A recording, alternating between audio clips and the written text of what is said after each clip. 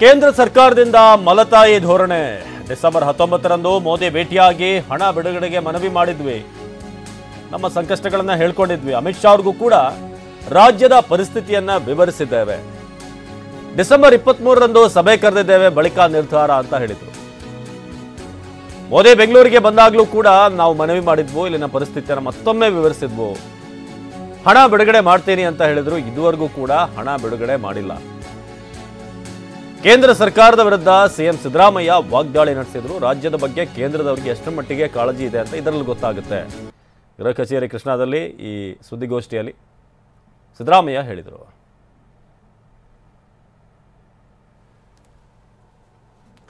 ನಮ್ಮ ಪ್ರತಿನಿಧಿ ಪ್ರಮೋದ್ ಈ ಬಗ್ಗೆ ಹೆಚ್ಚಿನ ಮಾಹಿತಿಯನ್ನು ನೀಡ್ತಾರೆ ನೇರ ಸಂಪರ್ಕದಲ್ಲಿ. ಪ್ರಮೋದ್, ಸಿದ್ದರಾಮಯ್ಯನವರ ಸುದ್ದಿಗೋಷ್ಠಿಯನ್ನ ಗಮನಿಸ್ತಾ ಇದ್ದೀವಿ. ಹಲವಾರು ಬಾರಿ ಕೇಂದ್ರ ಸರ್ಕಾರದ ಮುಂದೆ ನಮ್ಮ ನೋವನ್ನು ಹೇಳ್ಕೊಂಡ್ರು ಕೂಡ, ಮನವಿ ಮಾಡಿಕೊಂಡ್ರು ಕೂಡ ಯಾವುದೇ ರೀತಿಯಾಗಿ ಹಣ ಬಿಡುಗಡೆ ಆಗಿಲ್ಲ. ನಾವು ಈಗ ಕಾನೂನಾತ್ಮಕವಾಗಿ ಹೋರಾಟವನ್ನು ನಡೆಸೋಕೆ ಮುಂದಾಗ್ತಿದ್ದೀವಿ ಅಂತ. ಸೊ ಸುದ್ದಿಗೋಷ್ಠಿಯ ಹೈಲೈಟ್ಸ್ ಅನ್ನು ಹೇಳೋದಾದ್ರೆ ಯಾವೆಲ್ಲ ವಿಚಾರ ಪ್ರಸ್ತಾಪ ಆಯಿತು ಪ್ರಮೋದ್? ಅವಿನಾಶ್, ಅತ್ಯಂತ ಮಹತ್ವದ್ದಾಗಿ ಹೇಳೋದಾದ್ರೆ ಈಗಾಗಲೇ ರಾಜ್ಯ ಕಾಂಗ್ರೆಸ್ ಸರ್ಕಾರ ಮತ್ತು ಕೇಂದ್ರ ಬಿಜೆಪಿ ಸರ್ಕಾರ ನಡುವೆ ಈಗ ಕಾನೂನಿನ ಸಮರ ಶುರುವಾಗ್ತಾ ಇದೆ. ಪ್ರಮುಖವಾಗಿ ಇಷ್ಟನ್ನ ನಮ್ಮ ತೆರಿಗೆ ನಮ್ಮ ಹಕ್ಕು ಅಂತ ರಾಜ್ಯದ ಪಾಲಿಗೆ ಸಂಬಂಧಪಟ್ಟಂತೆ ರಸ್ತೆಗಿಳಿದು ಹೋರಾಟ ಮಾಡಿತ್ತು. ಅದರಲ್ಲೂ ಕೂಡ ಒಂದು ಸರ್ಕಾರವಾಗಿ ಹೋರಾಟವನ್ನು ಮಾಡಿತ್ತು. ದೆಹಲಿಯಲ್ಲಿ ಕರ್ನಾಟಕ ರಾಜ್ಯ ಸರ್ಕಾರವೇ ಒಂದು ಹೋರಾಟವನ್ನು ಆಯೋಜನೆ ಮಾಡಿ ಹೋರಾಟದಲ್ಲಿ ರಾಜ್ಯದ ಮುಖ್ಯಮಂತ್ರಿಗಳು, ರಾಜ್ಯದ ಅನೇಕ ಶಾಸಕರು, ಸಚಿವರು ಎಲ್ಲರೂ ಕೂಡ ಭಾಗಿಯಾಗಿದ್ರು. ಈಗ ಮತ್ತೊಂದು ಮಗಳಿಗೆ ಈ ಒಂದು ಹೋರಾಟ ಜಾರಿದೆ ತಪ್ಪಾಗಲ್ಲ. ಅತ್ಯಂತ ಪ್ರಮುಖವಾಗಿ ಒಂದು ನೆನಪಿನಲ್ಲಿ ಇಟ್ಕೋಬೇಕಾದಂಥ ಅಂಶ ಅಂದರೆ, ಕೆಲ ದಿನಗಳ ಹಿಂದಷ್ಟೇ ಕಂದಾಯ ಸಚಿವರಾದಂಥ ಕೃಷ್ಣ ಬೈರೇಗೌಡರು TV9 ಜೊತೆಗೆ ಒಂದು ಸಂದರ್ಶನವನ್ನು ಮಾಡಿದ್ರು. TV9 ಅವ್ರ ಜೊತೆಗೆ ಸಂದರ್ಶನ ಮಾಡಿದಂಥ ಸಂದರ್ಭದಲ್ಲಿ ಒಂದು ಪ್ರಶ್ನೆ ಎದುರಾಗಿತ್ತು. ಈಗಾಗಲೇ ಹೋರಾಟ ಮಾಡ್ತಾ ಇದ್ದೀರಿ, ಆದರೆ ಲಾಜಿಕಲ್ ಎಂಡ್ಗೆ ಹೋಗುತ್ತಾ ಈ ಹೋರಾಟ ಅನ್ನುವಂಥ ಪ್ರಶ್ನೆಗೆ ಸಂಬಂಧಪಟ್ಟಂತೆ, ಅದರಲ್ಲೂ ಕೋರ್ಟ್ಗೆ ಹೋಗ್ತೀರಾ ಸರ್ಕಾರದ ವಿರುದ್ಧ ಅನ್ನುವಂಥ ಪ್ರಶ್ನೆಯನ್ನು ಕೂಡ ನಾವು ಕೇಳಿದ್ವಿ.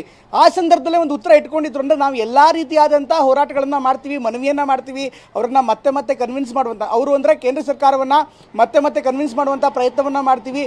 ಅಂತಿಮವಾಗಿ ಯಾವುದೂ ಸಾಧ್ಯವಾಗಿಲ್ಲ ಅನ್ನೋದಾದರೆ ನಾವು ಖಂಡಿತವಾಗ್ಲೂ ಸುಪ್ರೀಂ ಕೋರ್ಟ್ನ ಮೊರೆ ಹೋಗ್ತೀವಿ ಅನ್ನುವಂಥ ಮಾತನ್ನು ಅಂದೇ ಹೇಳಿದರು. ಈಗ ಸರ್ಕಾರ ಅತ್ಯಂತ ಕಾನೂನಾತ್ಮಕವಾಗಿ ಕಾನೂನಿನ ರೀತಿಯಲ್ಲಿ ಪಕ್ಕದ ಕೇರಳ ಸರ್ಕಾರ ಯಾವ ರೀತಿ ಹೋಗ್ತಾ ಇದೆ, ಕರ್ನಾಟಕ ಸರ್ಕಾರ ಯಾವ ರೀತಿ ಕಾನೂನಾತ್ಮಕ ಹೋರಾಟವನ್ನು ಕೇಂದ್ರ ಸರ್ಕಾರದ ವಿರುದ್ಧ ಮಾಡ್ತಾ ಇದೆಯೋ, ಅದೇ ರೀತಿ ಕರ್ನಾಟಕ ಸರ್ಕಾರ ಕೂಡ ಈಗ ಸುಪ್ರೀಂ ಕೋರ್ಟ್ಗೆ ತೆರಳಿ ಕೇಂದ್ರ ಸರ್ಕಾರಕ್ಕೆ ಸೂಚನೆ ಕೊಡಿ ಅಂತ ಹೇಳ್ತಾ ಇದೆ. ಇಲ್ಲಿರುವಂಥ ವಿಚಾರ ಎರಡು, ಒಂದು ಬರಗಾಲಕ್ಕೆ ಸಂಬಂಧಪಟ್ಟಂಥ ವಿಚಾರ ಮತ್ತು ತೆರಿಗೆ ವಿಚಾರ, ಎರಡು ಬೇರೆ ಬೇರೆ ಅಂತ ವಿಚಾರ ಆಗುತ್ತೆ. ಮೊದಲಿಗೆ ಬರಗಾಲದ ವಿಚಾರಕ್ಕೆ ಸಂಬಂಧಪಟ್ಟಂತೆ ಹೇಳೋದಾದರೆ, ಈಗಾಗಲೇ ಮನವಿ ಮಾಡಿ ನಮ್ಮ ಆಗಿರುವಂಥ ನಷ್ಟಗಳ ಬಗ್ಗೆ ಸಂಪೂರ್ಣವಾಗಿ ವಿವರವನ್ನು ಕೊಟ್ಟಿದ್ದೀವಿ. ಸಾಮಾನ್ಯವಾಗಿ ಪ್ರಕ್ರಿಯೆಗಳು ಹೇಗಿರುತ್ತೆ ಅಂದರೆ ಒಂದು ವಾರದ ಒಳಗಡೆ ಅಥವಾ 10 ದಿನಗಳವರೆಗೆ ಒಂದು ಕೇಂದ್ರದ ತಂಡ ಇಲ್ಲಿ ಬಂದು ಅಧ್ಯಯನ ಮಾಡುತ್ತೆ. ಅಧ್ಯಯನವಾದ ಬಳಿಕ ಇಲ್ಲಿರುವಂಥ ಎಲ್ಲ ವಿಚಾರಗಳನ್ನು ಗಮನಿಸಿ ನಮ್ಮ ಬೇಡಿಕೆ ಅಂದರೆ ರಾಜ್ಯ ಸರ್ಕಾರದ ಬೇಡಿಕೆಯ ಜೊತೆಗೆ ಅವರು ಕೂಡ ಒಂದು ಅನಾಲಿಸಿಸ್ ಮಾಡಿರ್ತಾರೆ. ಅದಕ್ಕೆ ಪೂರಕವಾಗಿ, ಅವರ ಅಧ್ಯಯನಕ್ಕೆ ಪೂರಕವಾಗಿ ಒಂದು ಒಟ್ಟು ಮೊತ್ತವನ್ನು ಬಿಡುಗಡೆ ಮಾಡ್ತಾರೆ. ಆದರೆ ಈಗ ರಾಜ್ಯ ಕಾಂಗ್ರೆಸ್ ಸರ್ಕಾರ ಮಾಡ್ತಾ ಇರುವಂಥ ಆರೋಪ, ಅಥವಾ ರಾಜ್ಯದ ಕಾಂಗ್ರೆಸ್ನ ಹಿರಿಯ ಸಚಿವರು ಕೂಡ ಮಾಡ್ತಾ ಇರುವಂಥ ಆರೋಪ ಅಂದರೆ, 5 ತಿಂಗಳುಗಳಾಗಿದೆ, ನಾವು ಮನವಿ ಕೊಟ್ಟು 5 ತಿಂಗಳುಗಳಾಗಿದೆ, 5 ತಿಂಗಳುಗಳಾಗಿದ್ದರೂ ಕೂಡ ಇದುವರೆಗೂ ಕೂಡ ಯಾವುದೇ ರೀತಿಯಾದಂಥ ಪರಿಹಾರವನ್ನು ನಮಗೆ ಕೊಟ್ಟಿಲ್ಲ. ನಮಗೆ ಬರಬೇಕಾದಂಥ ಪರಿಹಾರ, ನಮಗೆ ನ್ಯಾಯಯುತವಾಗಿ ಬರಬೇಕಾದಂಥ ಪರಿಹಾರ, ಆ ಪರಿಹಾರವನ್ನು ಕೊಟ್ಟಿಲ್ಲ ಅನ್ನುವಂಥ ಒಂದು ಮಾತು ಹಿಂದೆ ಇದೇ ವಿಚಾರವಾಗಿ ಪ್ರಸ್ತಾಪವಾಗಿದ್ದಂಥ ಸಂದರ್ಭದಲ್ಲಿ ಕೇಂದ್ರ ಸರ್ಕಾರ ಆಗಲೇ ಹಣ ಎತ್ತಿಟ್ಟಿದೆ, ರಾಜ್ಯ ಸರ್ಕಾರ ಕೂಡ ಅದನ್ನು ಖರ್ಚು ಮಾಡಬೇಕು, ಖರ್ಚು ಮಾಡದೆ ಅಥವಾ ಅದನ್ನು ಉಪಯೋಗ ಮಾಡದೆ ಏಕಾಏಕಿ ಕೊಡೋದಕ್ಕೆ ಸಾಧ್ಯ ಇಲ್ಲ ಅನ್ನುವಂಥ ಮಾತುಗಳು ಕೇಂದ್ರ ಸರ್ಕಾರದ ಅಥವಾ ಕೇಂದ್ರದ ಬಿಜೆಪಿ ಸಂಸದರಿಂದಲೂ ಕೂಡ ಕೇಳಿಬಂದಿತ್ತು. ಇವತ್ತು ಒಂದಂತೂ ಸತ್ಯ, ಈಗ ಸುಪ್ರೀಂ ಕೋರ್ಟ್ಗೆ ಹೋಗಿದೆ. ಸುಪ್ರೀಂ ಕೋರ್ಟ್ಗೆ ಹೋಗೋ ಮೂಲಕ ಈ ಒಂದು ಹೋರಾಟ ಏನಿದೆ ಅವಿನಾಶ್, ಈಗ ಹೊಸ ಮಗ್ಲನ್ನು ಪಡೆದುಕೊಂಡಿದೆ. ಖಂಡಿತವಾಗ್ಲೂ ಮುಂದಿನ ದಿನಗಳಲ್ಲಿ ಇದು ರಾಜಕೀಯವಾಗಿ ಕೂಡ ಹೊಸ ತಿರುವನ್ನು ಪಡೆದುಕೊಳ್ಳೋದ್ರಲ್ಲಿ ಅಚ್ಚರಿಲ್ಲ. ಅಫ್ಕೋರ್ಸ್ ಈಗಾಗಲೇ ಖುದ್ದಾಗಿ ಮುಖ್ಯಮಂತ್ರಿಗಳೇ ಮಾತನಾಡಿದ್ದಾರೆ. ಮುಖ್ಯಮಂತ್ರಿಗಳೇ ಸುದ್ದಿಗೋಷ್ಠಿಯನ್ನು ಮಾಡಿ ರಾಜ್ಯ ಸರ್ಕಾರದ ಸಮಸ್ಯೆಗಳನ್ನು ಇನ್ಫ್ಯಾಕ್ಟ್ ಬಿಜೆಪಿಯೇ ಕಾರಣ ಅನ್ನುವಂಥ ರೀತಿಯಲ್ಲಿ ಮಾತಾಡಿದ್ದಾರೆ.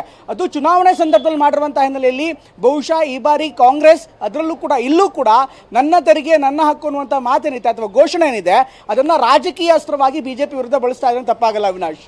ಧನ್ಯವಾದ ಪ್ರಮೋದ್.